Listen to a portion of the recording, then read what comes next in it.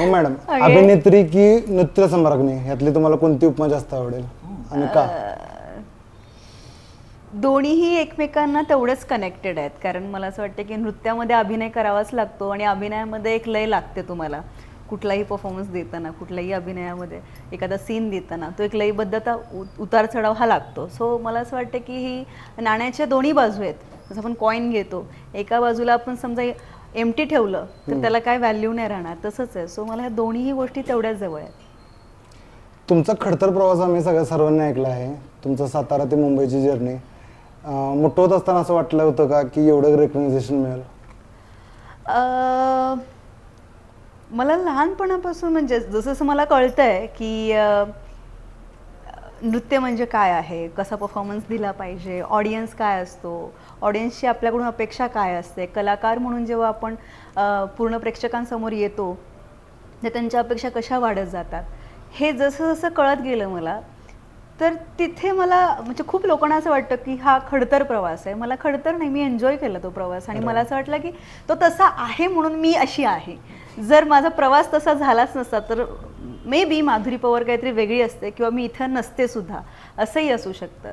So मला असं वाटतं की आजूबाजूला जे काय माझ्या घडलं, माझी फॅमिली जी मला मिळाली, मला ऑडियन्स ज्या प्रकारचं मिळालं, माझे मित्रमंडळी ज्या प्रमाणे मिळाली मला, सो ही सगळी लोक तेवढीच इम्पॅक्ट करतात माझ्या कलाकार होण्यासाठी.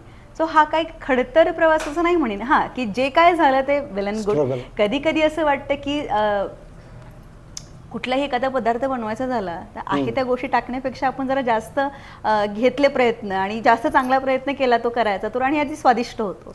तसंच मला वाटतं आपलं आयुष्य पण असा एक सुंदर पदार्थ आहे. आपण जेवढे प्रयत्न करू तो चांगला करण्याचा, तर ते प्रयत्न म्हणजेच मला असं वाटतं की हे चढउतार आहेत ज्याच्यातून आपण गेलं पाहिजे आणि त्याची मजा घेता आली पाहिजे. मला सगळं जर आयतं मिळलं असतं तर मला मजा नसती घेता आली आणि आजचा सक्सेस किंवा हा जो यशस्वीरित्या गाठलेला टप्पा आहे तो मागे वळून बघताना मग ते प्लेन वाटलं असतं कुठंतरी आणि आयुष्य असं प्लेन असं सिम्पल झालेलं कुणालाच आवडत नाही. So yes, I enjoy it. मी आणि अजूनसुद्धा खूप एन्जॉय करते प्रत्येक मुवमेंट, त्यामुळे असं काही वाटलं नाही मला. व्हेंटिलेटरमध्ये पण प्लेन लाईन म्हणजे देत असते. कशाला पाहिजे प्लेन लाईन? असं पाहिजे ना, चढ उतार. आणि असंही प्रत्येकाच्या आयुष्यात असतंच. आपण काय खूप वेगळं असं नाही वाटत मला. हा, आपल्या कामातून आपल्याला वेगळेपण देता आलं तर मला असं वाटतं ती आपल्या कामाची पोचपावती आणि ती मी नेहमी देण्याचा प्रयत्न करते. तुमचा पहिला सीन कुठला होता आणि पहिला चित्रपट किंवा पहिला परफॉर्मन्स आणि तो पहिला सेटवरचा सीन, त्याबद्दल सांगा. अरे बापरे. मी आजच भाग्यम आमच्या आलड-पलडचा जो हिरो आहे त्याला सांगत होते. आम्ही आज कोल्हापूरला दर्शनाला गेलो होतो आणि तिथे आम्ही आप्पे खात होतो. तर आप्पे खाताना आम्ही असं एक इन्सिडेंट बोलता असं झालं. अरे लहानपणी आहे ना, आमच्या आईवडील ज्या गावात राहत होते तिथे एक ॲड शूट चालली होती. आता त्यांनाही माहीत नाही की ती कशाची ॲड शूट होती ते, पण माझ्या आईने मला सांगितलेला हा किस्सा आहे की मी लहान होतं म्हणजे बाळ असं, आणि त्यांनी ते ॲडमध्ये एक बाळ लागणार होतं म्हणून त्यांनी मागितलं होतं की तुमचं बाळ द्या ना आम्हाला, की ॲड शूटसाठी पाहिजे म्हणून. आमची आई एवढी घाबरली, ती नाहीच म्हटली. मला असं वाटतं की तो माझा पहिला सीन झाला असता तर दिला असतं मला तर. पण त्याच्यानंतर मग सिनेमा ही नंतर खूप गोष्ट आली माझ्याकडे. आधी तर खूप साऱ्या स्पर्धा केल्या मी, त्याच्यानंतर रियालिटी शोज केले, मग सिरियल केली आणि मग वेब सिरीज झाली, मग आता मूवीज आहेत. सो हे मला असं वाटतं चांगल्या टप्प्यानुसार चाललेलं आहे सगळं. एकदम नाही खाल्लेलं, त्यामुळे पचणार आहे मला व्यवस्थित हे सगळं. आणि पहिला सीन किंवा असं मला काय माहिती, मला आठवत नाही की मी पहिला सीन कसा दिला, काय दिला, पण प्रत्येक सीन मला पहिलाच वाटतो माझा. म्हणजे मी आता जरी काम करायला गेले तर ते मला असं वाटतं की ते पहिलंच आहे माझं. सो असं मला आठवणीत पण ठेवायचं नाही की पहिला कसा होता. मला प्रत्येक सीन पहिलाच म्हणून द्यायचा आहे, त्याच जोमाने त्याच प्रयत्नाने द्यायचा आहे. सो मला असं नाही आठवत, बी ऑनेस्ट. बरोबर. मॅम, तुम्हाला डान्सची आवड कशी निर्माण झाली व इन्स्पिरेशन कोण होतं तुमचं? इन्स्पिरेशन आमच्या घरातलीच मोठी व्यक्ती, माझे बाबा. ओके. सगळ्या महाराष्ट्राला माहिती आहे मी काय लर्न डान्सर नाही आहे. म्हणजे कोणी असं मला म्हणालं की कुठे शिकले, कुठल्या क्लासेसमध्ये शिकले का, कोण गुरु आहे, त्यांच्या हाताखाली तू शिकलेस वगैरे, असं तर नाही झालं लाईफमध्ये. बट माझे बाबा त्यांना नृत्याची खूप आवड पहिल्यापासून. अजूनही आम्ही दोघं घरात नाचतो, अजूनही नाचतो आम्ही छान दोघांची अशी जुगलबंदी होते, पण अजूनही त्यांच्यासारखं मला नाचता येत नाही, हे पण तेवढंच खरं आहे. So he is my inspiration, की त्यांच्यामुळं खरं तर मला असं वाटतं माझे पाय त्यांच्यामुळे हल्ले. कारण शिकवतानाही त्यांनीच लहानपणी मला त्यांच्या पायावरती पाय ठेवून मग ते बाळाला नाचवतात तसं तसं तसं ते शिकत गेले. त्याच्यानंतर मोटिवेशन त्यांच्याकडूनच मिळालं, की तुम आगे बढो हम तुम्हारे साथ आहे, हे जसं म्हणतात लोक, तसं आमची फॅमिली पण तशीच आहे. आणि त्याच्यामुळं खरं तर मला वाटतं की मी पुढे आले. बट येस, मला काही ॲक्ट्रेस असतील, अभिनेत्री, त्यांच्याकडे बघून खूप इन्स्पिरेशन मिळतं. मला श्रीदेवीजींचा डान्स बघितल्यावरती एक वेगळी वाईब येते. त्यांच्याकडे बघितलं की एक चुलबुली, प्रत्येक इमोशनमध्ये वाहणारी अभिनेत्री असं वाटतं. सो हां, एफर्टलेस आहे म्हणजे. सो त्यांच्याकडे बघून मला वैजंती मला भयंकर आवडतात. हेमा मालिनी खूप आवडतात, की ज्यांचे क्लासिकल परफॉर्मन्स बघताना खूप भारी वाटतं. पद्मिनीजी, आता हे नावं तुम्हाला माहिती आहेत की नाही माहीत नाही, म्हणजे वैजंतीमाला आणि पद्मिनी ह्या खूप जुन्या ॲक्ट्रेस आहेत आणि ज्यांचं क्लासिकल नृत्य बघताना कळतच नाही की ह्या मूव्स कशा केल्यात त्यांनी. सो ते सुद्धा बघायला खूप आवडतं. लोकांना आता मी लावणी ही खूप माहिती आहे, म्हणजे मी करते म्हणून त्यांना असं वाटतं, पण मला सांगायला आवडेल की मी लावणी ही खूप आत्ता अप्सरा आली, हा रियालिटी शो जेव्हा मी एंटर झाले ना, त्याच्यानंतर मी खरं तर खूप शिकले म्हणता येईल. पण त्याच्या आधी मी बॉलिवूड डान्सिंगच करायचे, सेमी क्लासिकल करायचे. सेमी क्लासिकल हा माझा फोर्टे होता पहिल्यापासून, फोक डान्सिंग माझा फोर्टे होता पहिल्यापासून, लावणी ही नंतर शिकले मी. सो हे खूप वेळा लोकांना कळत नाही की अरे ह्याच्यातून ह्याच्यात कशी काय इन्क्लूड होते, म्हणजे मूव्स एकदम चेंज कशा होतात. बिकॉज ऑफ लहानपणापासून ते ॲक्वायर्ड करत गेले, ते घेत गेले, ते शिकत गेले. त्यामुळे फार वेगवेगळ्या रकान्यात वेगवेगळे असे छान छान ते होत गेलं, मला असं वाटतं. तुम्ही जास्त प्राधान्य कशाला देणार? मूवीमधले सॉंग्स असतात आयटम नंबर त्या टाईपमध्ये की लावणीला? हे बघा, माझं प्रेम तर लावणीवरती पहिल्यापासून आहे. कारण माझं असं ठाम मत आहे की म्हणजे लावणी पूर्वीच्या, आत्ता लावणी आणि आयटम सॉन्गमध्ये फार एक हे केस जसं इतका पातळ आहे ना, तसं पातळ एवढंसंच एक थिन लाईन राहिली आहे की लोकांना कळतही नाही अजून लावणी आणि आयटम सॉन्गमधला फरक काय किंवा लोकगीतामधला फरक काय. सो ते पहिल्यांदा क्लिअर करायला आवडेल की लावणी ज्या आपल्यासाठी मोठे दिग्गज लोक ठेवून गेलेले आहेत, तशा ज्या लावण्या म्हणजे पूर्वीच्या समाज प्रबोधनासाठी सुद्धा केल्या जात होत्या आणि मनोरंजनासाठी सुद्धा केल्या जात होत्या आणि त्याच्यामध्ये खूप अर्थपूर्ण भाव होते. ते भाव प्रेझेंट करण्याची जी पद्धत आहे ती लावणीची अफलातून आहे आणि ती मला मनापासून खूप जास्त आवडते. Item song is a different part of the dance style. Okay, त्याच्यामध्ये आपण वेगळे डान्स आहे, जसं की आम्ही अल्याड पल्याडमध्ये आमचं रांगडा नाच आहे, तर त्याच्यामध्ये आम्ही साऊथ स्टाईल इन्क्लूड केली. ती बॉडी जी मूव्ह होते ती वेगळ्या पद्धतीने मूव्ह होते. So it's an a different part of item song. आणि अल्बम सॉन्ग आजकाल वेगळे आले. पूर्वी आम्ही पाहिलेले अल्बम सॉन्ग म्हणजे फाल्गुनी फाटकांचे अल्बम सॉन्ग किंवा गारवाचे अल्बम, ते अल्बम वेगळे होते. आत्ता एखादं सॉन्ग आलं मग ते लोकगीत आहे की काय आहे, पण लोकांना लवकर नाही कळत. सो मी त्याच्यामध्ये फार क्लिअर राहते आणि मी चूज करताना पण तसंच चूज करते की मला आवडलं पाहिजे आणि मला त्यातलं नॉलेज आहे का आणि मी परफॉर्म कशी करू शकेन. सो हे वेगवेगळे आवडी आहेत आणि प्रत्येकाचे क्रायटेरियाज वेगळे आहेत की मी का मला आवडतं, लावणीच का आवडतं, मग आयटम सॉन्ग कशा पद्धतीने आवडतं किंवा अल्बम सॉन्ग असेल ते कशा पद्धतीने आवडतं. आणि मला असं वाटतं की कलाकारांनी कुठल्या एका रकान्यात राहू नये, त्यांनी प्रत्येक गोष्ट ही केली पाहिजे, कारण ती मनोरंजनासाठी असली पाहिजे आणि प्रेक्षकांचं मनोरंजन हे आपलं प्रथम कार्य असं वाटतं. कम्फर्ट झोन मध्ये काम करायला आवडते की नवीन काय ट्राय करायला? नवीन मी एका ठिकाणी थांबूच शकत नाही, नाही थांबू शकत. तुम्हाला असं वाटतं का की कष्टाचं फळ मिळाले का अजून पुढे काय? अरे अजून फळाचं झाडच लय लांब आहे. हे अभी तो ये रस्ता सुरू हो गया, मतलब अजून झाड खूप लांबून, इथून मला लांब झाड दिसतंय ते, आणि त्या झाडावरची फळं मी पोचूस तोपर्यंत पिकणार आहेत हे पण मला वाटतं, आणि मग पोचल्यानंतर आपलं पटकन काढून खायचं आहे ते. So this is a journey. त्यामुळे असं नाही वाटत की हे कष्टाचं फळ मिळालंय वगैरे, पण लोकांना खूप वाटतं. सो लोकांच्या वाटण्यात पण एक वेगळाच आनंद आहे मला. प्रसिद्ध झाल्यानंतर लोकांचा तुमच्याबद्दल वागणूक किंवा हे स्वभाव बदललेला आहे का बोलताना? हे नाही, तिचंच नाही बदललं, माझंच नाही बदलला, हे पण बरोबर आहे. चेंज लोकांचंही, म्हणजे मला आय डोंट नो, मी परवाच लोकमत फिल्मीला एक इंटरव्ह्यू दिला होता, त्याच्यामध्ये मी बोलले होते की मला जन्मताच मी सेलिब्रिटी असल्याचं फील आहे. कारण काय माहिती, मी घरात पण तशीच आहे, सो मी बाहेर गेल्यावरही मी तशीच आहे. मी माझ्या फ्रेंड सर्कलमध्ये पण तशीच आहे. मी माझे फ्रेंड्स बघितलं तर अगदी 60 आणि 80चे सुद्धा माझे मित्रमैत्रिणी आहेत. माझे छोटे छोटे जे आहेत स्कूलला ते पण आहेत, यंगस्टर्स. सगळ्या याच्यामध्ये असं वाटतं मला.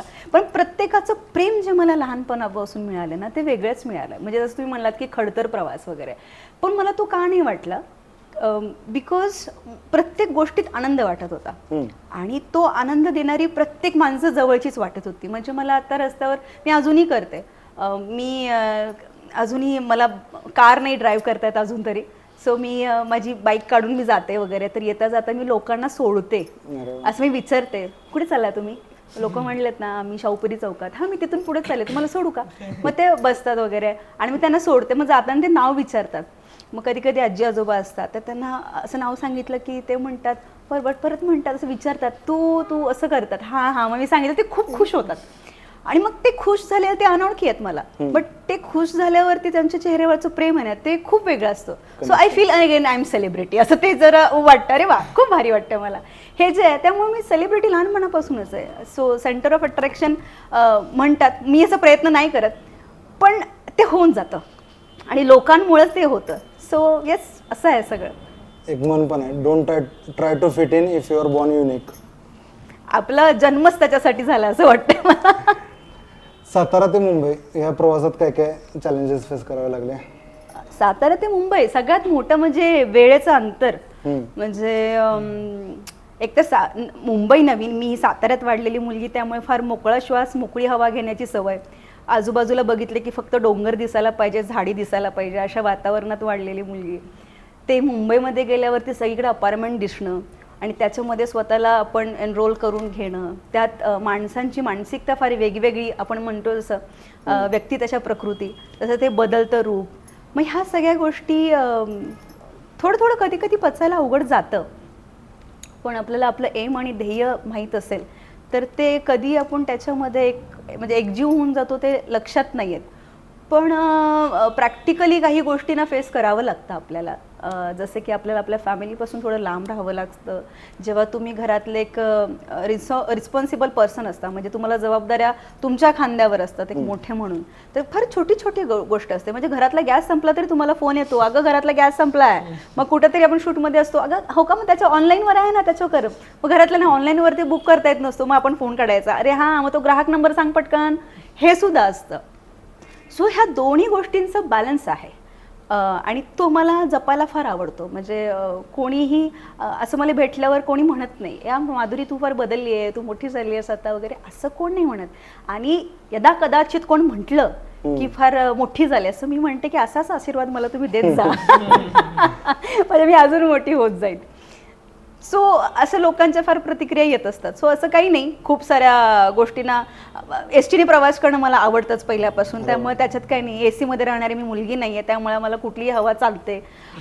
खाण्यापिण्यात जरा मी पर्टिक्युलर असते, मला जरा घरचं भाकरी चपाती वगैरे फार आवडते. बाहेर गेलं मला मिळत नाही आणि मी त्यात फार चिडचिडचिड होते माझी, की ते मी ग्रेव्हीचं खात नाही, मला ग्रेव्ही आवडत नाही. मग ते कुठंतरी त्याचा त्रास होतो मला. असं वाटतं की कोणीतरी घरात नाही एखादा डबा आणावं मला आणि चपाती भाजी तेवढीशी द्यावी वगैरे. सो हे नॉर्मल गोष्टी आहेत, एवढं काही मोठं नाही. आपल्या अंगात धाडस असलं ना की कुठल्या गोष्टी आपल्या पुढे येत नाहीत. महिलांना करिअर घडवण्यासाठी जास्त स्ट्रगल करावं लागतं पुरुषांपेक्षा, कारण की त्यांना घर व करिअर दोन्ही मॅनेज करायचं असतं. ह्याच्याबद्दल तुमचं काय मत आहे? मला असं काही वाटत नाही. म्हणजे हे बघा, प्रत्येकाची कॅपॅबिलिटी असते. पहिल्यांदा तर मला असं वाटतं की जन्म देण्याची शक्ती सगळ्यात मोठी असते आणि ती स्त्रियांकडे दिली. जर एवढी मोठी गोष्ट स्त्रियांच्या नशिबात दिलेली आहे, तर तिच्याकडे तेवढी हिंमत पण दिलेली आहे, तेवढी ताकद पण दिलेली आहे. उलट मला वाटतं की 1% जास्तच पुरुषांपेक्षा जास्त हिंमत असते महिलांमध्ये, सहनशक्ती असते महिलांमध्ये. सो हे ऑलरेडीच दिलेलं आहे देवानी. सो तिथे स्ट्रगलमध्ये पण आहे ना, महिला जास्त टिकू शकतात मला वाटतं. फक्त त्यांना काय इमोशनली कुठेतरी एक सपोर्टची गरज असते. कारण जे संस्कार लहानपणापासून आपल्या समाजाचे झालेले आहेत, एक महिला म्हणून, एक स्त्री म्हणून, तिथं कुठेतरी दर्शवलं जातं की यार महिला थोडी कमकुवत आहे, ती हे नाही करू शकत, ती ते नाही करू शकत, तिला ह्या बाउंड्रीज आहेत, त्या बाउंड्रीज आहेत. पण इतिहास जो रचला जातो त्या अशाच महिलांनी रचल्या ज्या फार बोल्ड आहेत, आणि त्यांच्यासारखा इतिहास हा बाकीच्यांनी पण नाही रचलेला. म्हणजे मग काही पुरुष त्यांच्यापेक्षा पण स्ट्रॉंग होते, पण ते नाही रचू शकले. सो मला असं नाही वाटत कुठंतरी की महिलांनाच खूप स्ट्रगल करावं लागतो आणि यांना नाही.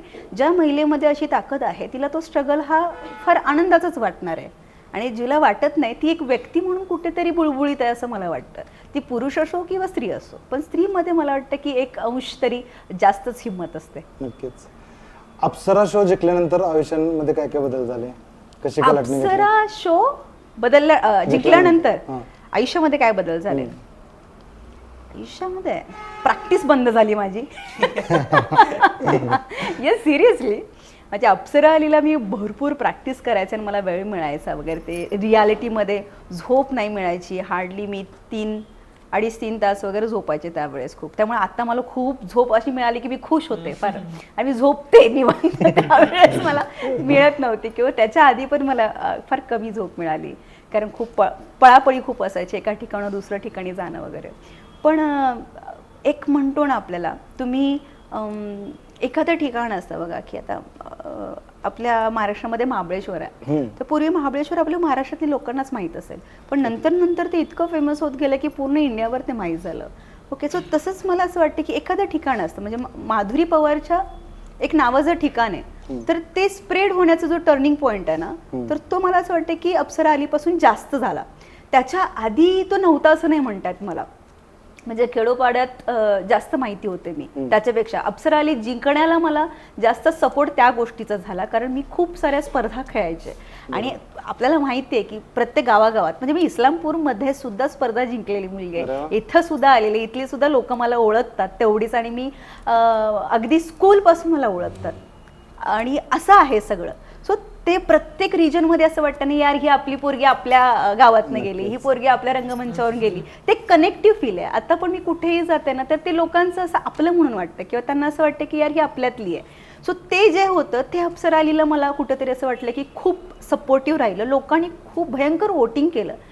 म्हणजे मला इतकं चांगलं वाटतं सांगायला, प्रोग्रामचा EP येऊन मला म्हणतो तिथे येऊन बिफोर ग्रँड फिनाले, यार माधुरी तुझं फॅन फॉलोईंग जबरदस्त आहे. म्हटलं कशावरून वाटतं? मला वोटिंग रेट आम्ही बघतोय, कुठल्याही कंटेस्टंटला मोस्टली किती आहे ते सांगत नाहीत, पण त्याच्यावरून एक असं वाटत होतं की ते मला येऊन जेव्हा माझा परफॉर्मन्स होता त्याच्या आधी येऊन मला सांगितलं, तर ते म्हणले की खूप आहे, व्हेरी गुड. आणि प्रत्येक रिजनमध्ये असंही नाही, म्हणजे तुम्हाला मला सांगायला आवडेल की त्यावेळेस मला वोटिंग हे कर्नाटकातून, राजस्थानमधून वगैरे सुद्धा झालेलं होतं. तिकडची माणसं सुरतमधून झालेलं होतं, तिथली माणसं एन्जॉय करत होती. कर्नाटकामध्ये झालं होतं, मंदिरांमधल्या पुजाऱ्यांनी खूप जास्त केलं होतं, त्यांची एक भावनिक खूप हे होती. आपले गेज जे तृतीयपंथी म्हणतो त्यांचं भयंकर वोटिंग होतं मला, आणि त्यांचं वेगळंच एक प्रेम होतं.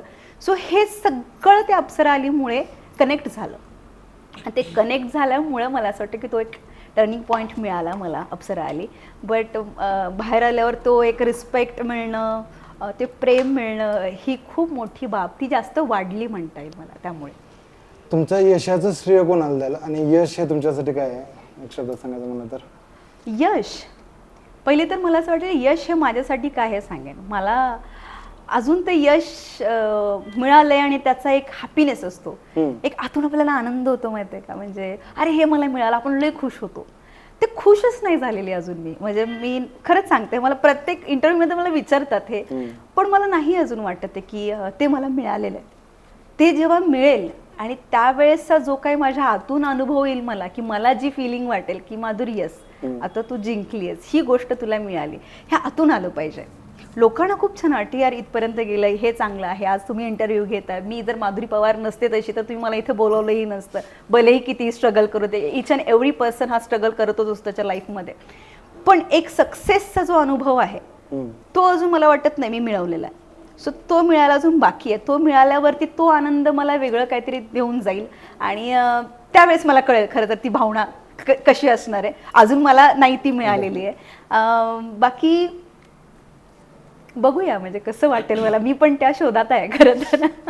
आम्ही जिथनं बघतो तुम्ही फार यशस्वी आहे, जरी ते तुम्हाला- आणि तुम्ही श्रेय कोणाला द्याल? मी यशस्वी झाले तर हां. मी यशस्वी झाले तर सगळ्यात मोठं श्रेय हे मी माझ्या वेळेला देईन.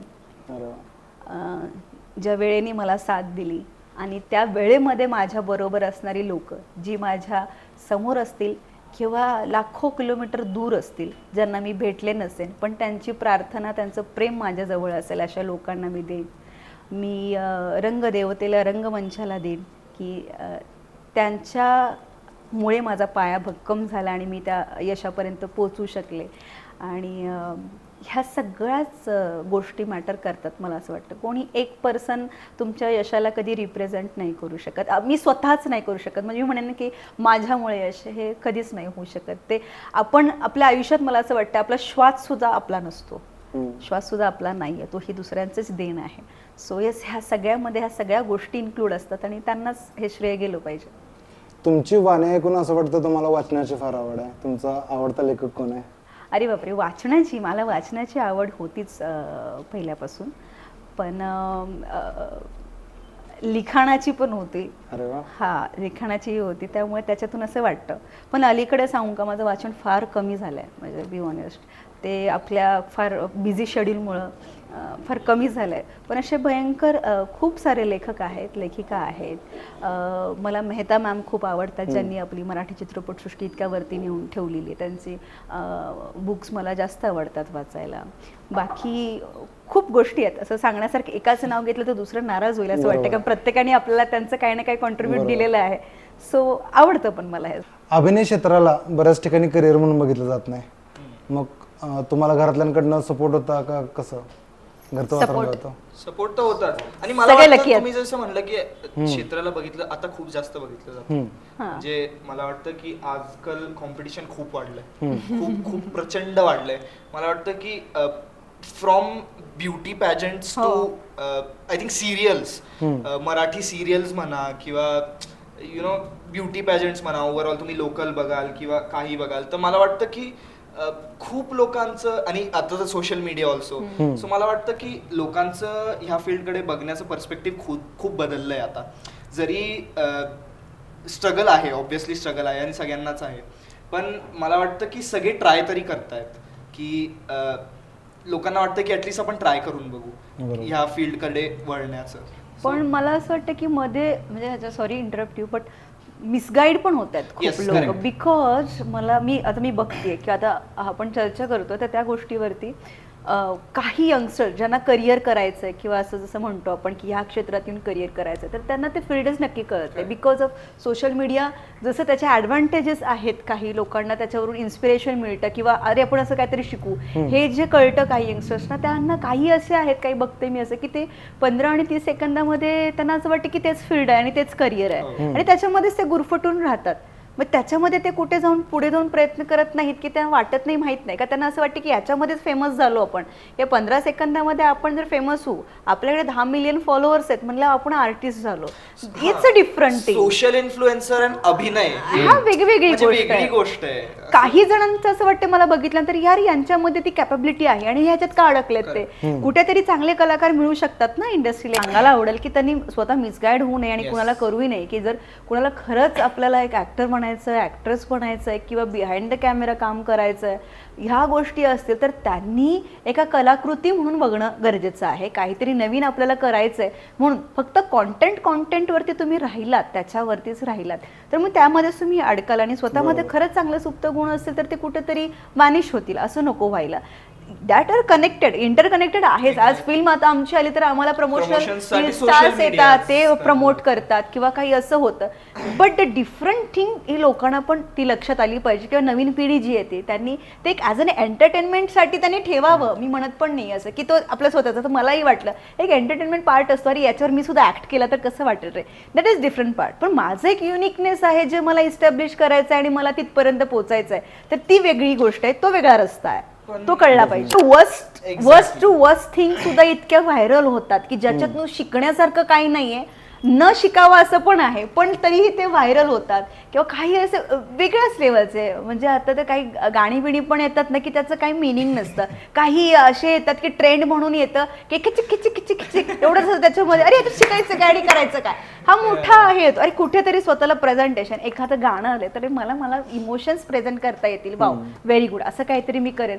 काहीतरी आलतू फालतू करतात आणि तिथे बघतो आपण लाईकच्या सेक्शनला अरे 1 लाख लाईक आणि 50,000 लाईक. म्हणजे लाईक देणारे माणसांचे मेंदू कुठं असतं कमेंट्स मध्ये पण. क्रिंज गोष्टी पटकन व्हायरल होतात. एक्झॅक्टली. आणि आम्ही लिटरली आता तेच बोलत होतो की जर टॅलेंट असेल तर त्याला मोल्ड करायला मोल्ड करता आलं पाहिजे ही गोष्ट आपल्याला. आहे की जर आपल्याकडे टॅलेंट असेल तर आपण त्याचे प्रयत्न करायचं किंवा काहीतरी करायचं आणि शिकायचं, त्याच्यात अजून अव्वल व्हायचं, तर त्याच्यात फायदा कारण आहे. खूप आता यंगस्टर्स आहेत ते त्यांचं वाया घालवतात टॅलेंट किंवा टाइम वाया घालवतात किंवा काही काही जे असतात, ठीक आहे आपल्याला हसायला येते म्हणून आपण काही गोष्टी बघतो पण ते हसून सोडून दिल्या पाहिजेत. अशा हसण्याजोग्या किंवा ज्याच्यामधून काही शिकता येत ना अशा लोकांना किंवा अशा गोष्टींना प्रमोट केलं तर त्याच व्हायरल होणार. आणि ज्यांच्याकडे खरंच काहीतरी आर्ट आहे किंवा त्यांच्याकडे खरंच काहीतरी सांगता येते, काहीतरी मेसेजेस आहेत, त्यांना आपण प्रमोट करायला पाहिजे की ते स्प्रेड होईल आणि लोकांपर्यंत ती गोष्ट पोहोचेल.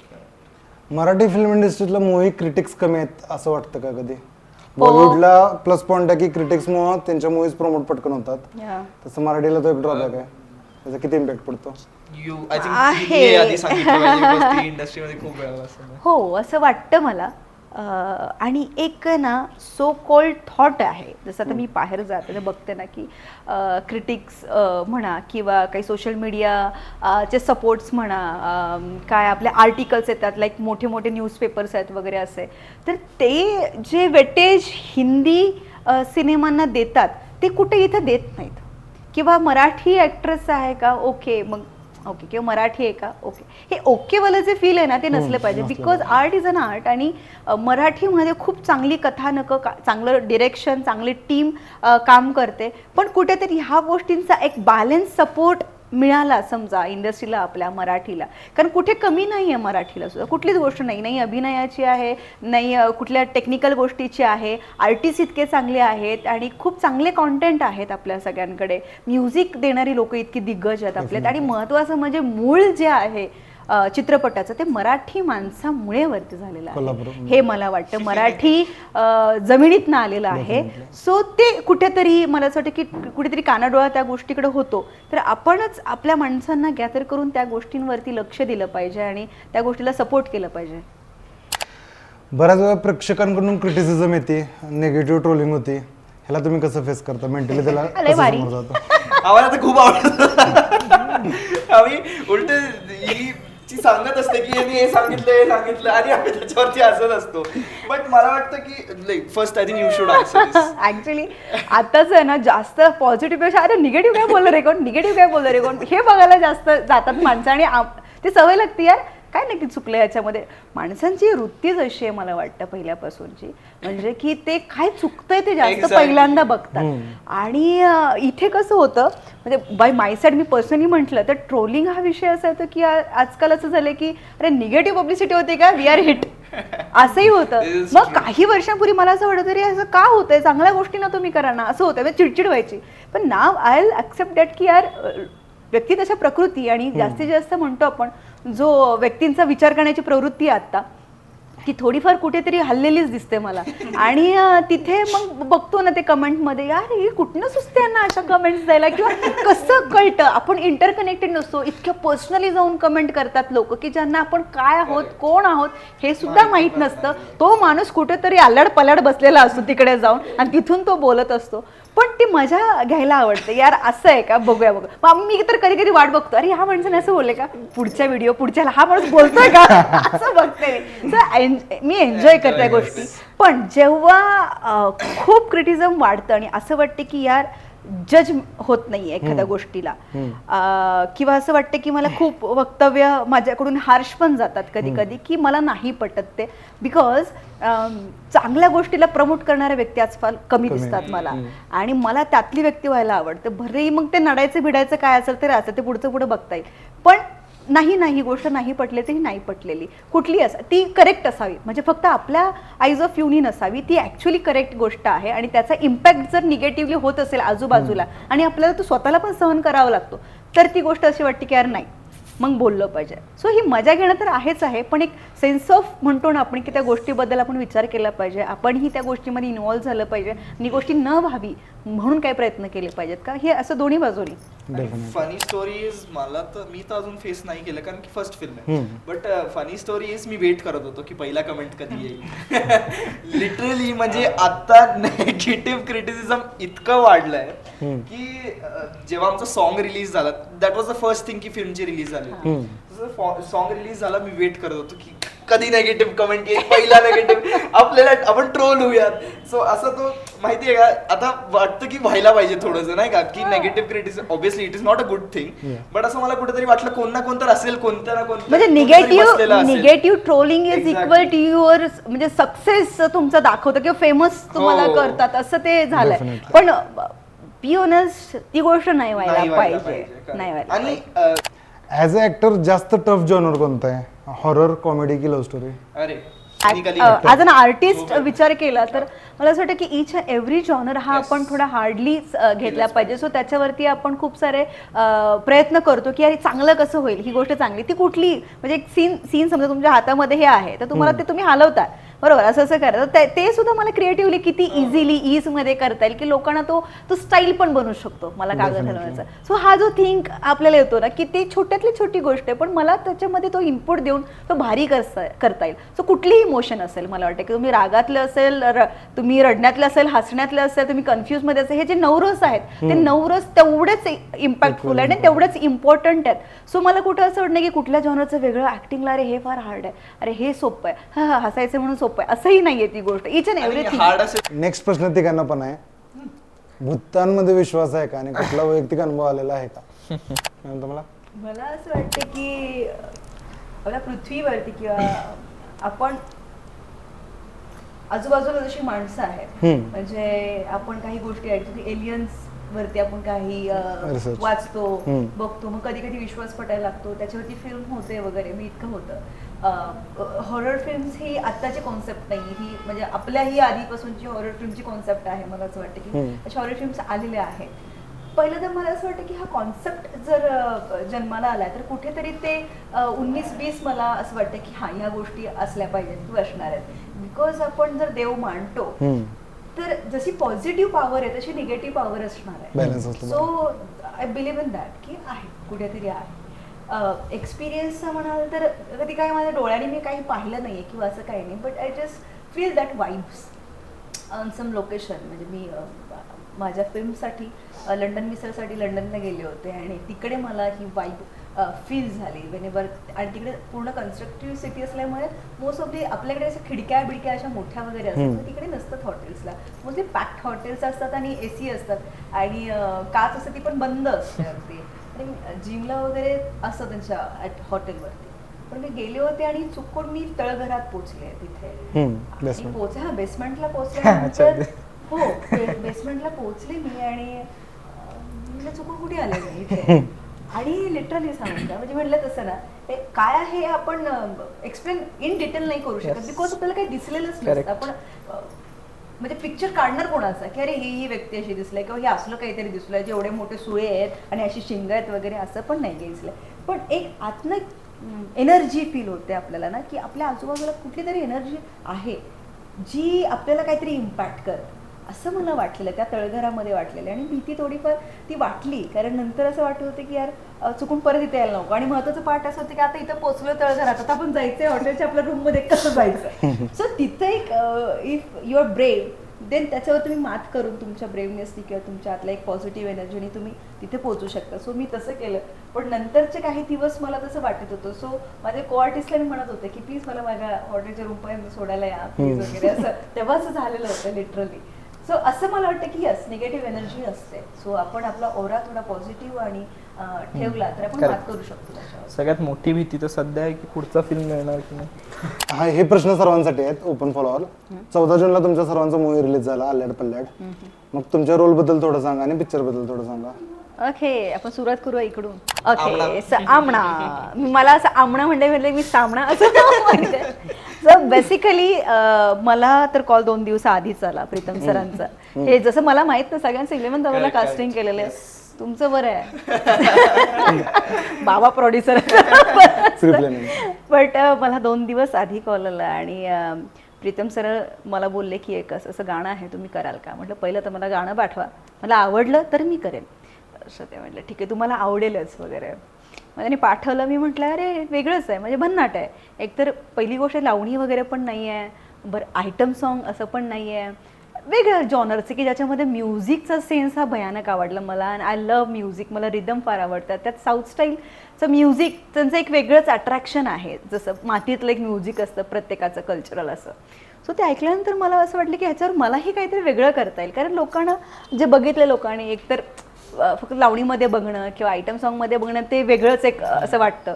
पण ह्याच्यामध्ये पर्टिक्युलर डान्सिंग आहे and I am very hungry for dancing. मला ते नृत्य करायला जास्त आवडतं. नाही की फक्त अदाकारी तरी असतेच प्रत्येक ह्याच्यामध्ये, पण ह्याच्यामध्ये असं काहीतरी होतं. सो मी जस्ट त्याला लगेच सांगितलं ओके आपण करूया. Next day I go for practice. आणि प्रॅक्टिस वगैरे झाली आणि लगेच म्हणजे ही प्रोसेस फार फास्ट झाली आणि लगेचच शूट पण झालं त्याचं. शूटच्या साधारणपणे किती दिवस आधी कॉल आला तुम्हाला. अरे 2 दिवस आधी. एकच दिवस प्रॅक्टिस आणि दुसऱ्या दिवशी शूट. सगळ्यात आधी डान्सचा शेड्यूल लावला होता आणि आमचा फिल्म मात्र 18 दिवसात शूट झालाय. सो त्यात तुम्ही इमॅजिन करू शकतात किती धावपळ केली असेल कारण की फिल्म खूप नाईट शूटच ना मोस्टली. आणि सगळं नाईट शूट म्हणजे दिवसा आम्ही झोपायचो आणि रात्री आम्ही शूट करायचो. ते पण कोकणात. ते पण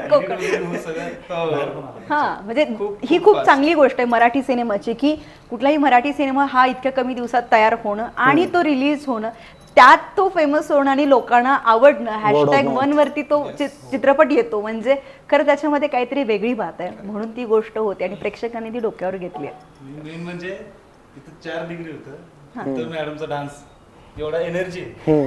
अरे नाही खूप थंडी खडकवासल्याला होतं आमचं शूट आणि ती नदी आहे तिथे इतकी. सो मी येत होते, माझी प्रॅक्टिस झाली आणि ते डोंगरातनं असे रोड असे जातात आणि मग तो खाली घाट उतरून वगैरे जातो. तर टॉपला असल्यात कळतं. तर मी माझ्या बहिणीला म्हणते की किरण ते काय ग खाली काय दिसतंय तिथं असं. तर सगळं मोकळं रान आहे आणि मध्येच थोडंसं लाइटिंग आणि हे दिसत होतं मला.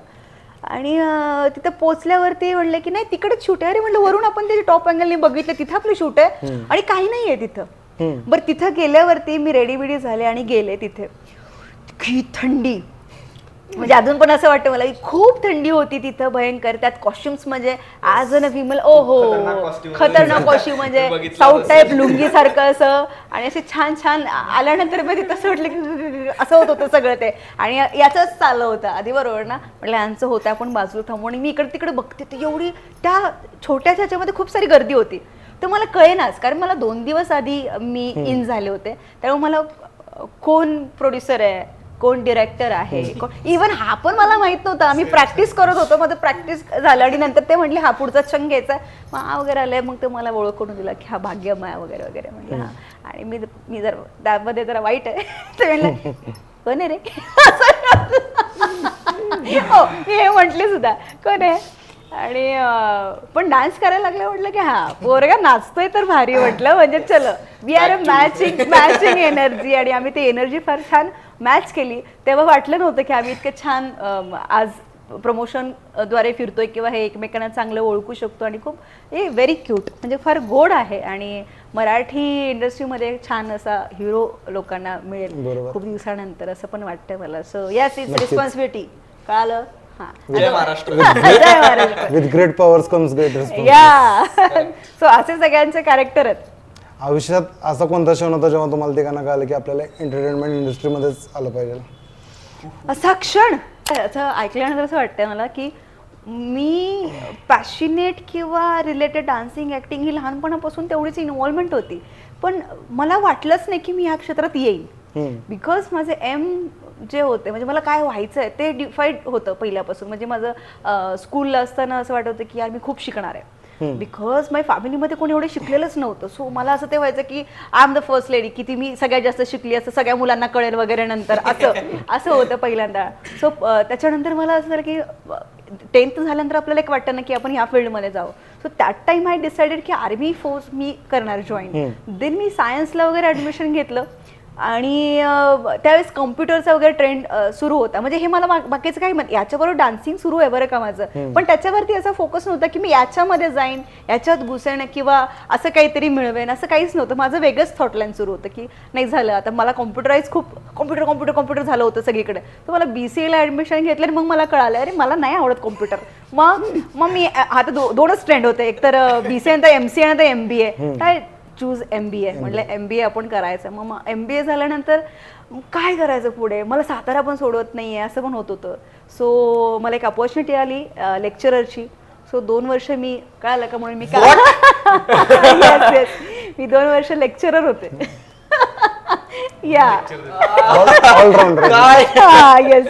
सो मी आर्किटेक्चर कॉलेजवरती होते लेक्चरर 2 इयर्स. पण हां, तो टर्निंग पॉईंट तुम्ही विचारताय ना, ते सगळं सुरू असतोपर्यंत कुठे माझं डान्सिंग थांबलेलं नव्हतं. कुठले मला ते भयंकर पहिल्यापासूनच आवडतं. म्हणतो ना आपण श्वास असा घेतच असतो पण आपल्याला माहीतच नसतो आपण किती वेळा घेतोय, म्हणजे डेप्थच आपल्याला माहीत नसते. तसं झालं माझं बहुतेक की मला तोपर्यंत कळालं नाही. एक क्षण आला माझ्या आयुष्यामध्ये की मला त्या ठिकाणी जायचं होतं पण काही लोकांमुळे मी पोचले नाही. म्हणजे एक इव्हेंट होता तो आणि त्यांनी मला खूप प्रेमाने बोलवलं होतं पण काही लोकांमुळे मी नाही जाऊ शकले. त्यावेळेस मला कळालं यार माझी ही जी ओढ आहे मला आतनं आता त्रास होतोय कारण मी त्या इव्हेंटला पोहोचू शकत नाही, मी ते जाऊन परफॉर्मन्स करू शकत नाही बिकॉज ऑफ सम पीपल्स. मग मला कळालं की नाही मला सगळ्यात जास्त आवड आहे ती ह्याच गोष्टीची आहे आणि आता मी हेच करणार. मग बस मग तिथं ते झालं. करेक्ट. ह्याच्याने मला पण आठवलं की अशा गोष्टी माझ्यासोबत पण झालेल्या आहेत की जेव्हा पण मेड बी स्टडीज किंवा कारण की मी आता जस्ट 11वी पास केली, आता मी 12वीत गेलाय. सो ही गोष्ट होते की जरी छोटा इव्हेंट जरी असेल असं नाही की खूप मोठा इव्हेंट असेल नाही, ती फक्त आपल्याला परफॉर्मन्स करायचा असतो, प्रेझेंट करायचं असतं आपल्याला आणि त्याचा जो प्रिपरेशन असतो जी ती मजा असते ती एक वेगळीच. म्हणजे पण काही जे काही कारण असतं त्याचं खूप वाईट वाटतं जरी किती मोठा कारण असेल टोचलं ना आतमध्ये की च्या आईला एवढी हिंमत होते. मग असं वाटते की कोण पण येऊ द्या आता काय तुझं ऐकत नाही मी, तसं देते. पण तसं झालं माझं. मला लहानपणापासून कधी डिसाइडेड नव्हतं. सगळं हे म्हणतो ना साईड बाय हे सुरूच होतं साईड बाय साईड, पण कधी एवढा त्याच्यावर फोकस नव्हता की हेच करणार आहे आपण. मला इव्हन आता सुद्धा खूप लोक भेटल्या म्हणतात माधुरी खूप लेट केलंस ग असंही म्हणतात की तू खूप आधी याच्यामध्ये यायला पाहिजे होती. पण मी त्याच्याकडे फोकसली बघितलंच नाही. जे आपल्यामध्ये आहे ते कधी कधी आपल्याला दिसत नाही, पुढच्या माणसांना दिसतं वगैरे असं सगळं असतं. पण एकदा ते टोचलं ना मनामध्ये तर ते टोचणं फार गरजेचं आहे. ते टोचलं की मग आपण जी ग्रीप घेतो 12वी लवकर. तर एक क्षण होते खरं तर ते. मग